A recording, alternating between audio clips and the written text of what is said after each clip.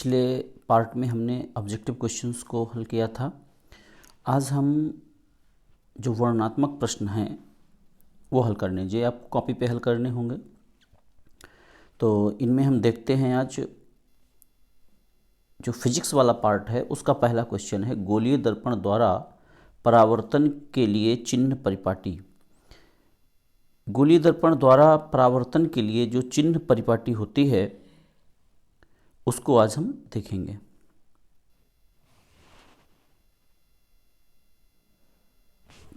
तो आइए देखते हैं, पहला प्रश्न हमारा है गोलीय दर्पण। गोलीय दर्पण दो प्रकार के होते हैं, एक उत्तल दर्पण और अवतल दर्पण। दोनों के लिए समान चिन्ह परिपाटी रहती है। तो होता क्या है चिन्ह परिपाटी में, आइए हम उसी को आज देखते हैं।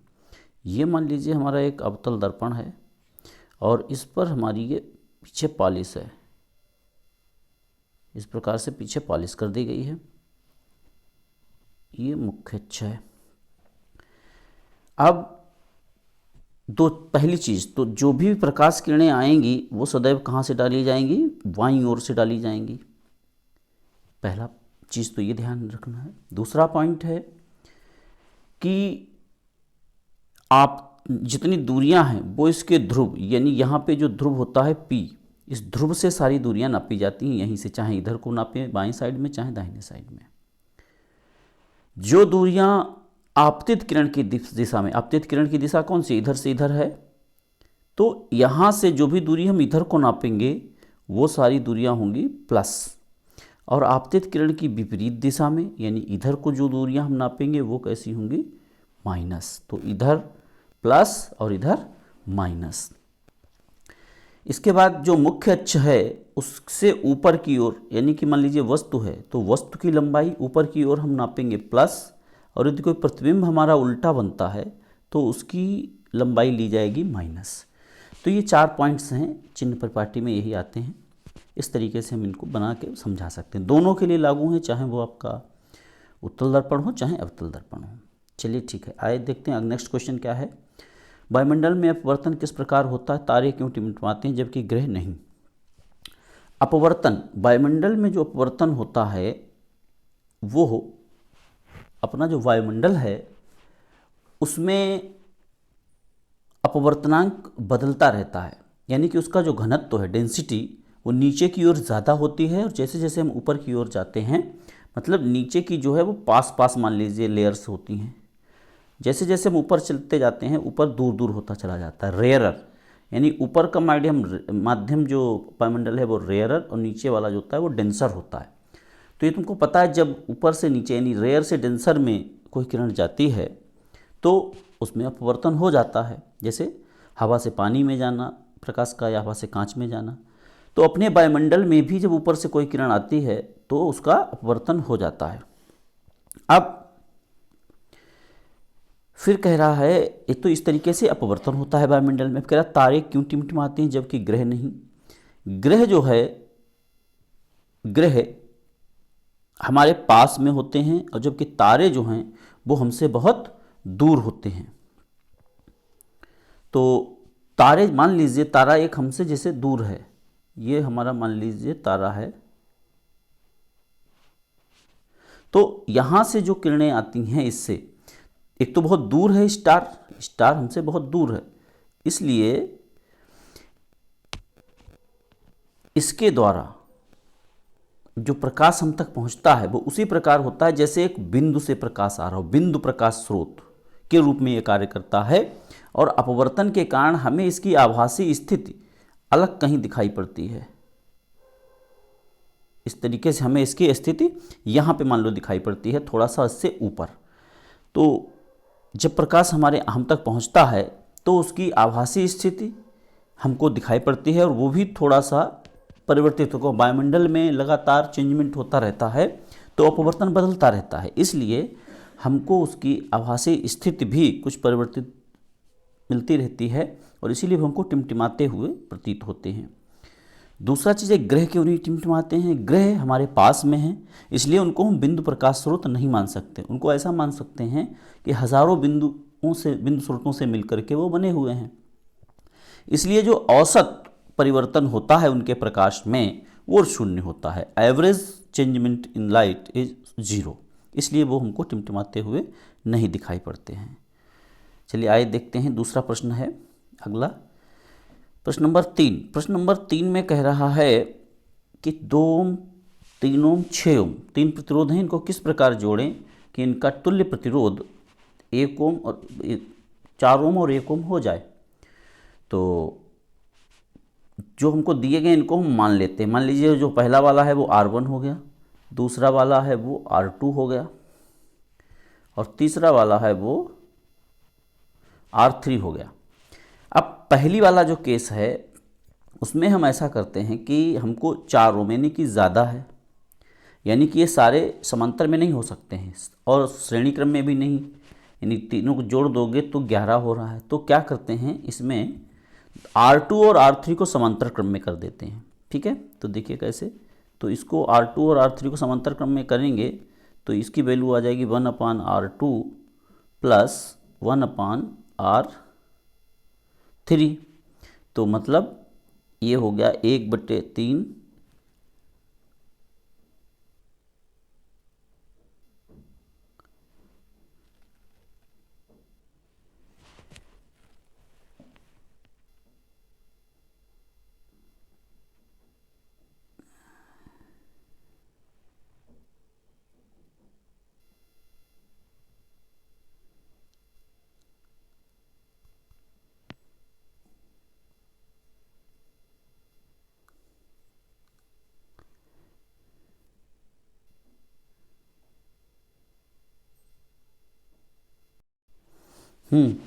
तो इन R2 और R3 को हम समांतर क्रम में कर देते हैं, यानी कि 1/R is equal to 1/R2 plus 1/R3, 1/R3, यानी कि ये हो जाएगा 1/3 प्लस 1/6। इन दोनों को ऐड करेंगे तो इनका एलसीएम आ जाएगा 6, और ऊपर 3 दूनी 6, 2 1 2, यानी कि ऊपर 3 आ जाएगा, 3 दूनी 6, यानी R बराबर कितना आ जाएगा, R बराबर आ जाएगा R डैश आ जाएगा आपका 2। तो R1 प्लस R डैश यानी कि 2। तो यहाँ पे सॉरी 2 प्लस 2 यानी 4 ओम आ जाएगा। तो 4 ओम लाने के लिए हमें इन दोनों को समांतर क्रम में और इसको हमें करना होगा उसके श्रेणी क्रम में। दूसरा है 1 ओम कैसे आएगा। 1 ओम कैसे आएगा, 1 ओम के लिए हमें सभी को समांतर क्रम में जोड़ देना है। देखिए कैसे, तो 1/2 प्लस 1/3 प्लस 1/6, इनका सब कैल्शियम आ जाएगा 6, ऊपर हो जाएगा 3 प्लस 2 प्लस 1, तो ऊपर हो जाएगा 6/6, कट जाएंगे यानी 1 आ जाएगा। तो 1 ओम लाने के लिए तीनों को हमें समांतर क्रम में जोड़ना होगा। तो इस प्रकार इसको हम कर सकते हैं। आगे देखते हैं, दाहिने हाथ के अंगूठे नियम में अंगूठे की दिशा क्या निर्देशित करती है। इसमें जो अंगूठे की दिशा होती है वो बताती है हमको धारा की दिशा। जैसे कोई हमारा तार है ये, तो ये जो ऊपर की ओर इसमें जा रही है धारा, ये है I, और इसमें जो चुंबकीय क्षेत्र की दिशा होती है वो इस तरीके से सर्कुलर, यानी कि जैसे हमने रैप किया, अंगुलियां यहाँ पे इधर से हमने मान लीजिए रैप की हैं, तो ये इधर से करंट जाएगी और इधर से वापस आएगी। तो इस प्रकार से जो अंगूठे का नियम है, अंगूठा जो बताता है वो धारा की दिशा। कोई हम पेन पकड़ते हैं तो ऐसे अंगुलियां लिपटेंगी, इधर से इधर की ओर लिपेटेंगी, तो इधर से ही इधर मैग्नेटिक फील्ड होगा B, और ऊपर की ओर धारा, तो धारा की दिशा बताएगा। फ्लेमिंग के बाएं हाथ के नियम से क्या भिन्न है। फ्लेमिंग का बाएं हाथ का नियम जो है वो हमको ये बताता है कि किस दिशा में बल लगेगा। फ्लेमिंग का बाएं हाथ का नियम ये बताता है कि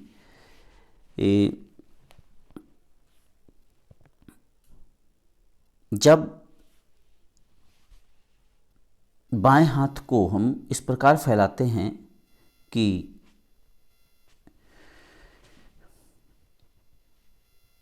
जो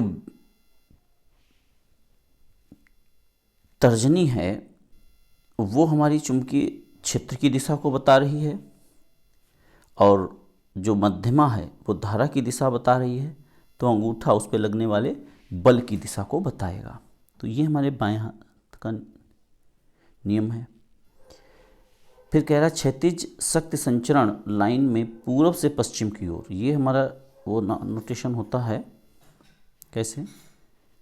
पूर्व से पश्चिम मतलब ये ऊपर हो गया नॉर्थ, साउथ, ईस्ट और वेस्ट। तो कह रहा है पूर्व से पश्चिम यानी इधर की ओर धारा बह रही है, ऐसे धारा बह रही है।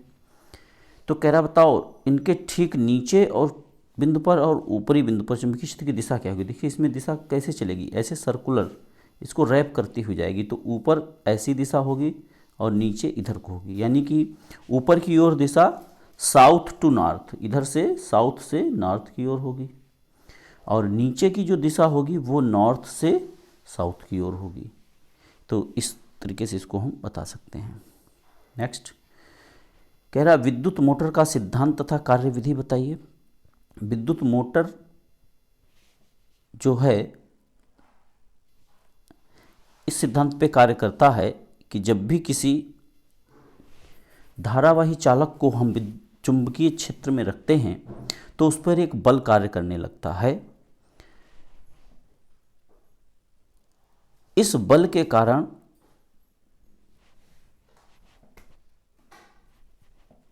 उसमें यदि वो उसकी जो कुंडली है आर्मेचर कुंडली, एक बलयुग्म उत्पन्न हो जाता है, और इस बलयुग्म के कारण वो कुंडली घूमने लगती है, और उसको हम किसी सॉफ्ट से कनेक्ट कर दें तो वो भी उससे घूमने लगता है। तो इस तरीके से वो कार्य करता है। विभक्त वलय, विभक्त वलय दो एक हॉलो ट्यूब से काट करके बनाए जाते हैं, आधे आधे दो होते हैं, एक इधर एक इधर। इनका काम होता है दिशा परिवर्तन का। मान लीजिए करंट दिशा इसमें इधर आ रही थी, इसमें ऊपर जा रही थी, तो हर आधे चक्कर के बाद ये वाला इधर आ जाता है विभक्त वलय, और ये वाला इधर चला जाता है। तो इससे होता क्या है, इससे एक ही डायरेक्शन में फोर्स अप्लाई होता रहता है और कुंडली हमारी एक ही दिशा में घूमती रहती है। तो धारा परिवर्तन के लिए इनका हम यूज़ करते हैं विभक्त वलयों का। तो ठीक है, अब देखते हैं अगला जो हमारा पार्ट है वो है केमिस्ट्री का। इन सभी के संरचनाएं, निम्नलिखित यौगिकों की संरचनाएं हमको बनानी है। नाम दिए गए हैं हमको आईयूपीएसी, हमें इनकी संरचना बनानी है। तो देखते हैं कैसे संरचना बनाएंगे। पहला है क्लोरोप्रोपेन। प्रोपेन का मतलब होता है 3 कार्बन है, तो 3 कार्बन हो गए। क्लोरोप्रोपेन इसलिए मतलब यहाँ पर क्या है, क्लोरीन भी लगा है इसमें। अब जो संयोजकताएं बची हैं उन पे सब पे हमारे हाइड्रोजन लग जाएगा। कार्बन की 4 संयोजकताएं होती हैं, तो इन शेष पे सब पे हाइड्रोजन लग जाएगा, और क्लोरोप्रोपेन इस तरीके से हम लिख सकते हैं।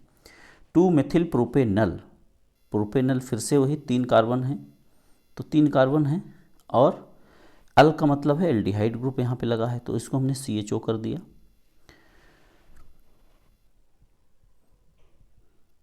अब इधर जो है यहाँ पे जो इसकी शेष संयोजकता है इन पे H लग जाएगा। अच्छा 2 मेथिल भी है, तो 2 मेथिल यानी कि यहाँ पे इस 2 पे जो है कार्बन पे यहाँ मेथिल भी हमको जोड़ना है, CH3 यहाँ पे हम लगा देंगे, तो ये 2 मेथिल प्रोपेनल हो जाएगा।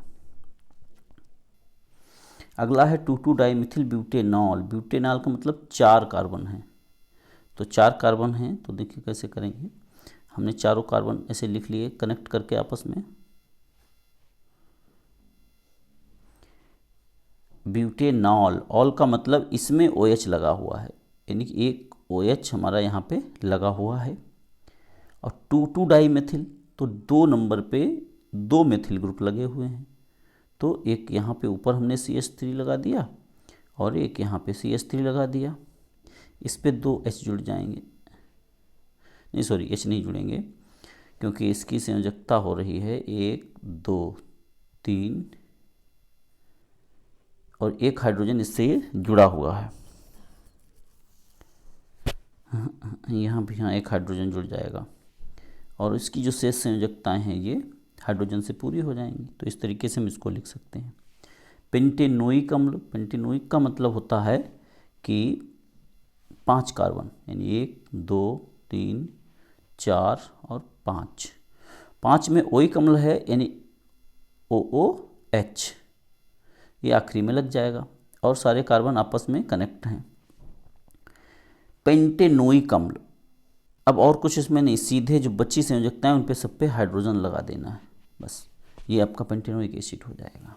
तो इस प्रकार इनके हम संरचनाएं बना सकते हैं। चलिए आगे है, कुछ तत्वों के परमाणु क्रमांक दिए गए हैं, इनकी पहचान करनी है। 10 नंबर पे क्या होता है, नियॉन। नियॉन जो होता है उसका 10 होता है, नियॉन 10 होता है। तो नियॉन का हो गया 10। 20 नंबर पे जो हमारा है परमाणु क्रमांक वो है कैल्शियम। 20 नंबर पे है कैल्शियम। और 7 है नाइट्रोजन। और 14 सिलिकॉन, SI का है 14। तो ये तो हो गया पहले का आंसर। दूसरा कह रहा है आवर्त सारणी में तत्वों की समूह संख्या था, आवर्त संख्या बताइए। तो जो हमारा नियॉन है, नियॉन जो है वो अक्रिय गैस में आता है। अक्रिय गैस 0 ग्रुप में है, 0 या 18वां ग्रुप समझ सकते हो। नियॉन जो है वो 18वां इसका जो है वो ग्रुप है। और दूसरा पीरियड है, पीरियड जो है वो सेकंड है, सेकंड इसका पीरियड है। इसके बाद है 20 कैल्शियम।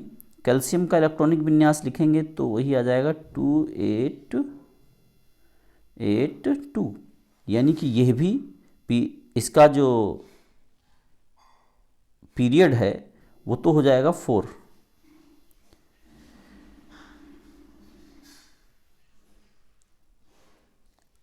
और इसका जो ग्रुप होगा वो ग्रुप है सेकंड। यहाँ से हम इसको निकाल सकते हैं कि ये दूसरे यानी सेकंड ए ग्रुप में, सेकंड में है। और 2 बच्चे हैं 7 नाइट्रोजन। नाइट्रोजन 2,5 इलेक्ट्रॉनिक विन्यास लिखोगे तो इसका जो पीरियड है वो सेकंड है। और इसका जो ग्रुप होगा समूह 5 आ रहा है, इसका मतलब 15, 5th ए कह सकते हो या फिर 15वें समूह में ये स्थित है। लास्ट वाला बच्चा है सिलिकॉन। सिलिकॉन का इलेक्ट्रॉनिक विन्यास लिखोगे तो 8284 आएगा, यानी कि ये किस आवर्त में है, पीरियड इसका है 3rd, तीसरे पीरियड में है। और इसका जो समूह है वो हो जाएगा 14 या 4th ए। तो इस प्रकार से इसको हम बता सकते हैं। ठीक, आगे बहुत इंटरेस्टिंग है, यहाँ पे कुछ इक्वेशंस दी गई हैं, इनकम्प्लीट इक्वेशंस, इनको आपको करना है। कैसे करना है देखिए, कैल्शियम हाइड्रोक्साइड प्लस, क्या इससे किससे रिएक्शन हो कि कैल्शियम कार्बोनेट और जल बनेगा। तो कैल्शियम हाइड्रोक्साइड की जो होता है CaOH का whole twice plus CO2 gives calcium carbonate बनता है CaCO3 प्लस H2O। ये इसकी पहले वाली, यानी कि हमें यहाँ पे CO2 लिखना था और पूरी बैलेंस्ड इक्वेशन है। नेक्स्ट है सिल्वर नाइट्रेट, मतलब इसमें हम क्या रिएक्शन करें कि ये हमको मिले प्लस सिल्वर नाइट्रेट, यानी जिंक नाइट्रेट बन रहा, तो इधर हम जिंक इसमें मिला देंगे, यानी Zn plus AgNO3 gives zinc nitrate Zn। Zinc की 2 वैलेंसी होती है, इसलिए यहाँ पे इसका होल ट्वाइस हो जाएगा, ये ध्यान रखना है। और इधर होल ट्वाइस हो जाएगा तो बैलेंस करने के लिए यहाँ भी 2 लगा देंगे। जब इधर 2 लग गया तो यहाँ पे सिल्वर जो निकलेगा वो 2Ag होगा। इंपॉर्टेंट इक्वेशन है। नेक्स्ट है एल्युमिनियम प्लस, एल्युमिनियम की किससे रिएक्शन कराने पे एल्युमिनियम क्लोराइड बनेगा, और कॉपर निकल रहा है तो इसमें हो जाएगा Al plus CuCl2 gives aluminium chloride AlCl3 plus copper Cu। अब ध्यान ये देना, यहाँ 3 है यहाँ 6, तो क्या करते हैं 2 से यहाँ मल्टीप्लाई कर देते हैं तो 6Cl हो गया, और 3 से यहाँ मल्टीप्लाई कर देते तो ये हो गया। और 2 से Al को भी 2 करना पड़ेगा और Cu को ट्रिपल करना होगा। तो इस प्रकार से इसको हम बैलेंस कर सकते हैं। नेक्स्ट है barium chloride plus potassium sulphate, barium chloride यानी BaCl2 प्लस पोटेशियम सल्फेट यानी K2SO4 बन क्या रहा है इसमें, बेरियम सल्फेट यानी BaSO4 plus KCl, 2KCl, 2 K हैं और 2 Cl हैं, तो क्या बनेगा 2KCl, इस प्रकार से लिख सकते हैं। नेक्स्ट है मैग्नीशियम प्लस हाइड्रोक्लोरिक अम्ल यानी Mg plus HCl gives magnesium chloride यानी MgCl2, यहाँ पे 2 आ रहे हैं Cl इसलिए 2HCl करना होगा और प्लस हाइड्रोजन गैस इसमें से निकल जाएगी। लास्ट है इक्वेशन क्लोरीन, हाइड्रोजन क्लोराइड बन रहा यानी कि H2 plus Cl2 gives HCl, 2HCl यहाँ पे बनेगा। ठीक है, आगे देखते हैं। नेक्स्ट संयोजन अभिक्रिया। संयोजन का मतलब होता है कि किन्हीं दो यौगिक आपस में संयोग करके एक कंपाउंड बनाते हैं, एक यौगिक बनाते हैं, तो संयोजन अभिक्रिया जैसे C plus O2 gives CO2, simple. अगला है संक्षारण। संक्षारण का मतलब ये होता है कि जब भी किसी धातु को हम खुले में ओपन में रखते हैं और उसमें नमी और ऑक्सीजन मिलता है तो उसके ऊपर एक परत जम जाती है, यानी कि क्षय होने लगता, नष्ट होने लगती है धातु, जैसे लोहे में जंग का लगना। यही प्रक्रिया जो है संक्षारण कहलाती है। भर्जन को हम कहते हैं रोस्टिंग, मतलब किसी चीज़ को भूनने से है, यानी कि वायु की उपस्थिति में गर्म करना। यदि किसी भी यदि अयस्क को हम वायु की उपस्थिति में गर्म करते हैं तो वही भर्जन कहलाता है। भर्जन जो है, भर्जन गलनांक से कम ताप पर अयस्क को गर्म किया जाता है कि वो पिघले नहीं और वो ऑक्साइड में परिवर्तित हो जाए। इसमें अधिकतर सल्फाइड अयस्कों को ऑक्साइड में परिवर्तित किया जाता है।